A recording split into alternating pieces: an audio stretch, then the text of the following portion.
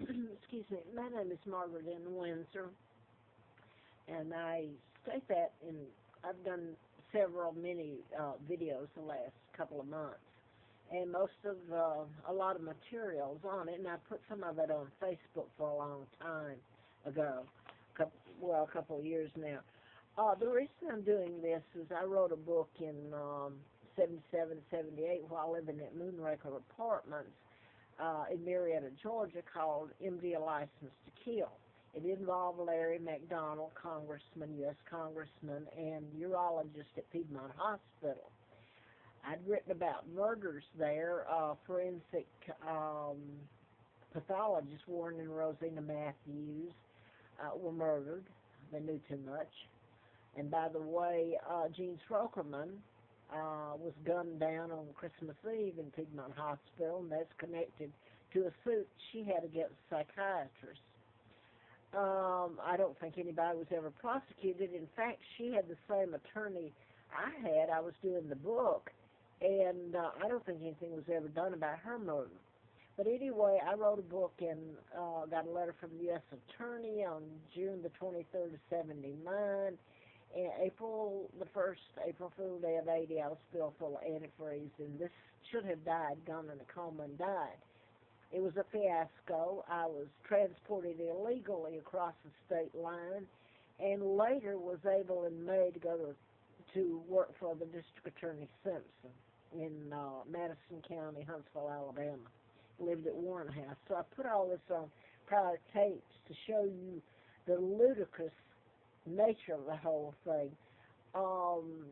A letter from the FBI, and then I found out that in '83 I'd been kidnapped after all this. I keep saying hell, and people's response, well, everybody goes through hell, has a bad time. This has nothing to do with going through just a bad time. This has been my life, and being kidnapped from Buckingham Palace. And even that, I didn't find out about my kidnapping till '83. And if you don't hear it, it sounds garbled, and then most people just don't want to get involved, I'm told. They're afraid of it. Look what they're doing to you. I don't want them to do that to me. If they can do it to you, guess what? So, because of the enormity of it, it leaves me appearing to babble, I suppose, and I'm not sure right now since I don't have all the equipment other people do that you can see it and understand. Well, you understand enough to be flown out to Larry Flint's October of '83 because Larry McDonald, a doctor congressman, I wrote about his plane, the Korean jetliner, is shot down by a Soviet MiG, and they all die in the ocean supposedly. That tells you enough, and I'm flown out there, and then I find about that my real name is Margaret in Windsor, my father's Edward VIII, and that he was married to Claudia Ruth O'Keefe Windsor, my mom, legally, and history has him recorded as marrying Wallace Simpson and abdicating and becoming the Duke and Duchess of Windsor, which is a total lie. His brother, George VI, illegal, Elizabeth's father, and they're part of the Illuminati New World Order. So they put a 99-year seal. You got Joe Kennedy was ambassador during that time of my kidnapping. Roosevelt appointed him. So you get a big Illuminati bunch in my kidnapping.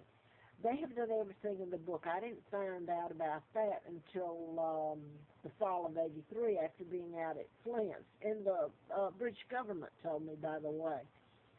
Now, I want to read the last month. They shut me down up here, and I ended up in Roanoke living on the Appalachian Trail and trying to get a place to live here, would get run off and try to leave, and I was run back. So, Section 8, I was able to get Section 8, and this was in '06. Yeah, '06. That was Edinburgh Village retirement, Edinburgh Square, I believe they said, yeah. And I managed to live there. I'm allergic to chemical. I have an immune disorder. And it's life-threatening if you're forced to inhale chemicals. And that's what they've done. where I live, they would force feed me, and since the law is telling them to do it, where do you go? So it kept me so sick, my immune system attacking itself, the inflammation.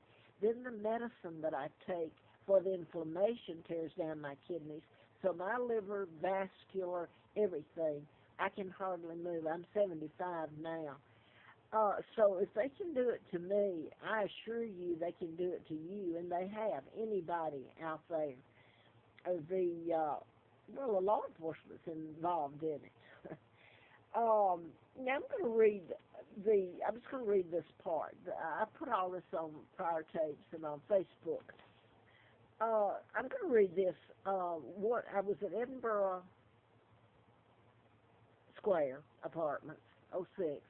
Stayed there for 6 months, and really, I could get around pretty darn good until I left there. And I left because of the chemicals. And it seems to be a joke because nobody is going to have to pay for their crimes. So here is, I left there, and then I think the next place I have to stop and think. So was Richfield Retirement, which it was HUD, Section 8 housing, the one building. And that was a nice place, a beautiful place out there. I didn't stay but 3 months, and I gave it my all to stay there. It's killing me. It's murdering me in slow motion. And people around you know what they're doing. And if I try to tell it, I'm threatened with, I don't believe you. It's, I don't know. I think the whole world needs to hear the whole mess. But I left there, and I've got so many names, but who's going to investigate it? If the FBI and your law enforcement, excuse me. The next one I had after Richfield would be Joseph's Way in Bedford, Virginia, up next to the War Memorial, by the way. I mean, everybody should see what was done to me there. They even had a Navy SEAL come in there, and, well, I'll just leave it at that. That was after most of the damage was done to me. Her name, the manager's name, was Brenda Ellis. So you put some of these people on the stand, they might lie at first, but sooner or later, you know, somebody's going to tell the truth, and then the domino effect, it all falls. So when I had to leave there after 7 months exactly, Joseph's Way, I was back over in Roanoke. It's a few miles, Bedford is, across the county line. They had a new one because Mr. Moore has a whole bunch of these villages in their HUD. You got the federal people involved in it.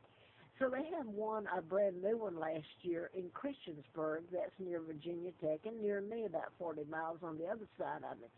I apply there, and they only have 4 residents at the time. Okay, last year I faxed, I did everything, and I put their letter on here. I don't have it at the moment. But I'm going to tell, her name is Scott, by the way, which feeds into all this ludicrous stuff that the FBI have done. I asked Ms. Scott, this is my letter to her, because she denied me residency. And this is HUD, another HUD. I didn't break the law. They should have been arrested for conspiracy, for assaulting me with chemicals. And here I'm having to go back to the same place now and ask again. I mean, it's preposterous. You talk about your life being turned upside down, inside out. Anyway, during my correspondence, this is one of my letters, and I faxed her. And I had asked her to tell me why they denied me. And she said, well, she didn't have to give me a reason. It was company policy. And I told her, I said, I'm allergic to chemicals and et cetera, et cetera. But you don't tell them that it was deliberately done. They were told to do it and all that.